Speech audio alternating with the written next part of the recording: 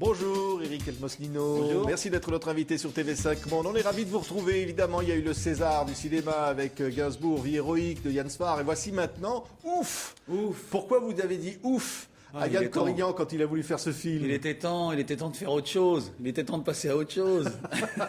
Ouf, il était Gainsbourg. Ouais, c'est ça. Ouf, c'est fini. Non, ça a été un bonheur absolu, toute cette période gainsbourgienne. Mais là, maintenant, ouf, je suis très fier et très content d'avoir fait ce film. Ouais. Alors c'est donc Yann Corrignan qui fait son premier long métrage. Premier long métrage, ouais. Et c'est exceptionnel parce que il nous raconte quoi finalement? Votre personnage est un homme un peu dépressif qui veut reconquérir sa femme, mais c'est pas évident.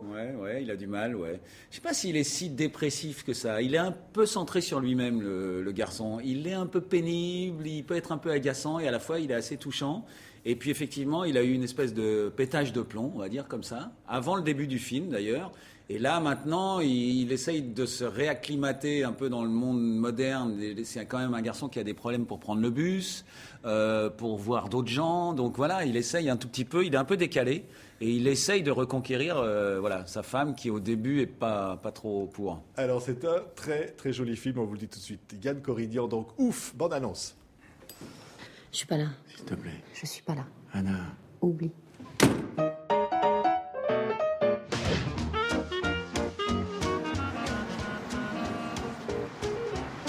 Je voulais juste te faire la surprise. Je suis plus à l'hôpital. Tu vas retourner à l'hôpital, c'est ça? C'est normal qu'Anna t'ait quitté. T'es insupportable, amer, nerveux, tu parles que de toi. Tu voulais foutre le feu à l'immeuble avec du white spirit. Pardon. Pardon? J'ai des cadeaux pour les enfants. Je suis calme. Mais attends. Je suis en convalescence, il me faut du repos. Là. Ouais, je me sens pas bien. J'ai vomi sur un pigeon. Donne-moi un petit moment d'affection. Il est terrible, vraiment. Il est un peu envahissant, ouais. Envahissant, vraiment, on ne veut pas s'en débarrasser, mais comme vous dites, on le trouve forcément attachant. Alors évidemment, il y a Sophie Quinton, qui est votre comédienne à Sophie, côté. ouais. Vous voulez la reconquérir à tout prix, hein? Ah oui, il est fou d'elle, il sait que c'est elle, il peut pas faire sans elle, voilà, et il essaye. Et c'est pas parce qu'il a voulu brûler la salle de bain avec du white spirit que franchement, non, c'est normal, ça peut arriver, quoi, un petit pétage de plomb. C'est un personnage un peu lunaire, qui nous ressemble quelque part finalement, mais qui est perdu dans la société. Hein. Ouais. Et puis effectivement, il y a toute cette espèce de drôlerie autour de ça. Et puis il y a un moment où quand même on va le réinterner de force parce qu'il pousse un peu le bouchon, parce que je pense qu'il met un peu en danger les autres aussi. Et qu'il bouscule trop quelque chose, et donc on va le remettre entre quatre murs, tu vois, concrètement. Et son père dans le film, c'est Louis Rego, oui. et qui vous ressemble. Ça vous avez marche, toujours dit qu'il vous ressemble. C'est hein. moi qui lui ressemble, c'est pas lui qui me ressemble. Oui, c'est ça. Ouais. Oui, c'est dans ce sens-là. Mais donc c'est lui qui va vous faire interner. Hein. Ouais, c'est Parce lui que c'est qui, dur, hein. c'est lui qui signe je sais pas comment on appelle ça, ça a un nom, mais je sais plus.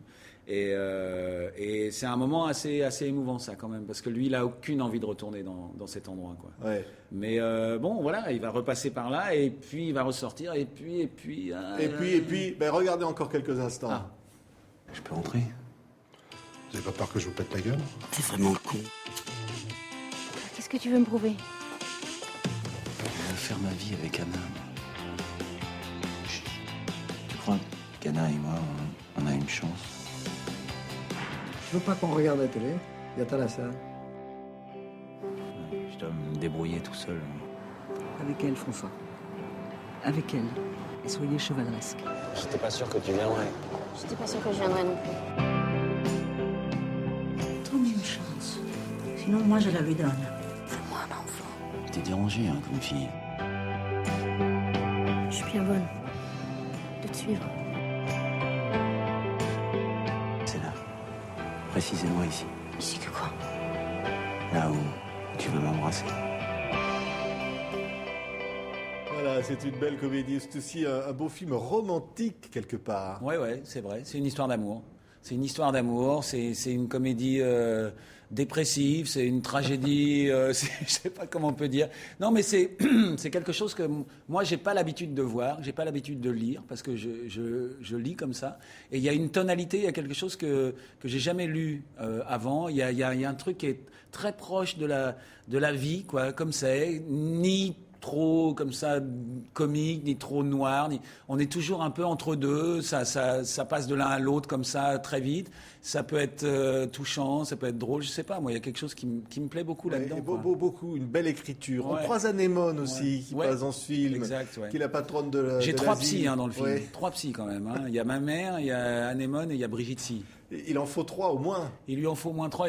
Oui, peut-être ça suffit finalement. Ouais, c'est ça. Ouais, ça va. Quelque part, on a tous un peu ce grain de folie, quelque part dans la société d'aujourd'hui. Il y a une forme de petite folie comme ça, qui rend les choses différentes. Oui, puis j'ai l'impression que la période n'est pas tellement à l'acceptation de... Pardon. J'ai pas assez fumé ce matin, je sais pas, il me manquait un truc. Et du coup, on a du mal à... Enfin, j'ai l'impression que de plus en plus de personnes ont du mal à trouver leur place comme ça. Et bon, je sais pas si ça raconte ça, mais ça doit raconter ça aussi quand même. Ouais. C'est ça qui vous a séduit, Eric Elmosnino, c'est cette forme de poésie finalement, d'incarner un personnage comme ça, atypique. Ouais, c'est vrai.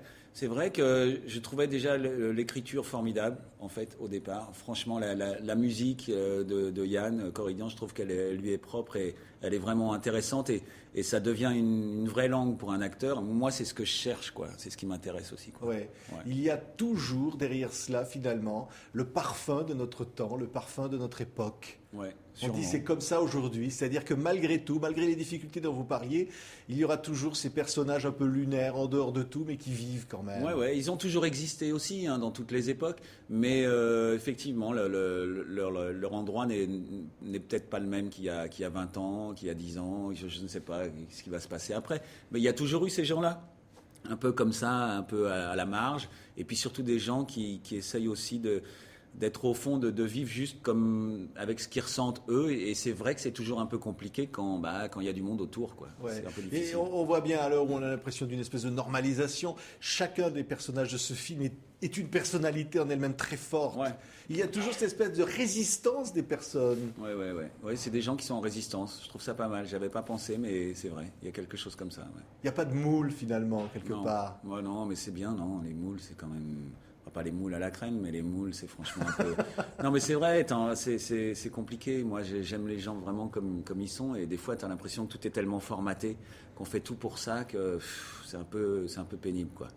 Ouais, très beau film, Eric Elmosnino. Bon. Coup de cœur pour vous d'avoir interprété comme ça, parce qu'un premier film, premier long métrage, premier c'est pas film évident. qu'on a mis du temps, enfin que Yann a mis du temps à faire, et vraiment, je suis très heureux qu'il puisse exister et qu'on puisse le voir maintenant. Ouais. C'est notre coup de cœur. Ça s'appelle Ouf. En verlan, ça veut dire fou. Ouais, ça veut dire aussi ouf, ça y est, ça existe. Ouf, un bon film français, une belle comédie. Ça fait vraiment du bien. Merci Eric Elmosnino d'avoir été avec nous. Merci beaucoup.